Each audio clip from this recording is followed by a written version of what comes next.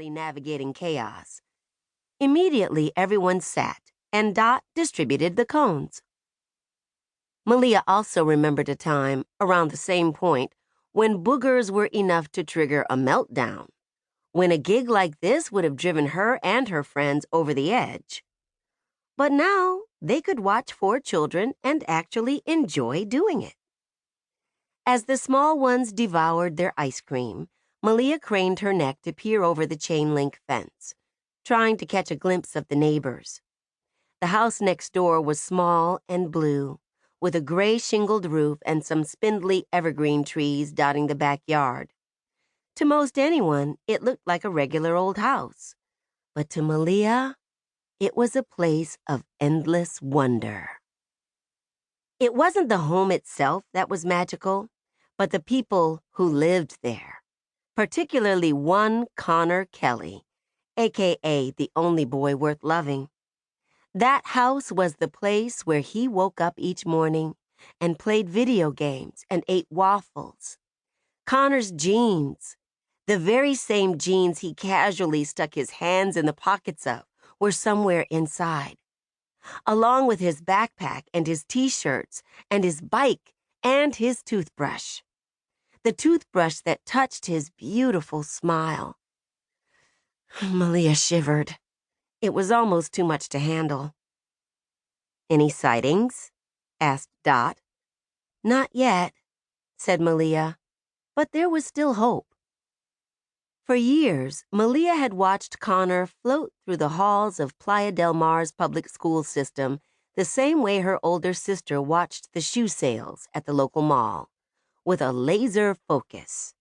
But now, thanks to the Gregory gig, the unthinkable had happened. Malia could observe him in his natural habitat. That is, if he ever came outside. "Mom!" yelled the Gregory twins at the sound of a car in the driveway. Mrs. Gregory appeared at the gate, where a peaceful, controlled scene awaited her. This was the magic of babysitting. By this point, Jonah's accident seemed like a distant memory. Any traces of sugar had been discarded. This was a skill they had learned over time, the ways of the artful cleanup. In the early days, the parents might return home to find their children spinning wildly like sugar-addled tops. But today, all Mrs. Gregory saw were the smiling faces of her 4 beloved children and the 3 somewhat older children who had kept them alive and relatively happy for the last few hours. "I'll definitely be calling you again soon," said Mrs. Gregory as she counted out a stack of crisp bills. "My sister invited me to a luncheon next weekend, and we'll need someone to watch the kids." "Of course," Malia said. "We love to," Bree added, nodding so vigorously that her dangling iridescent gemstone earrings twinkled in the light. As the girls started down the driveway, Malia saw something from the corner of her eye. It was orange. It was moving. Oh my God! It was him. The orange blob was none other than Connor Kelly, sauntering down his front lawn. The only thing standing between them was the Gregory's chain-link fence and about a stratosphere's worth of middle school politics, but really, who was counting? Malia couldn't breathe.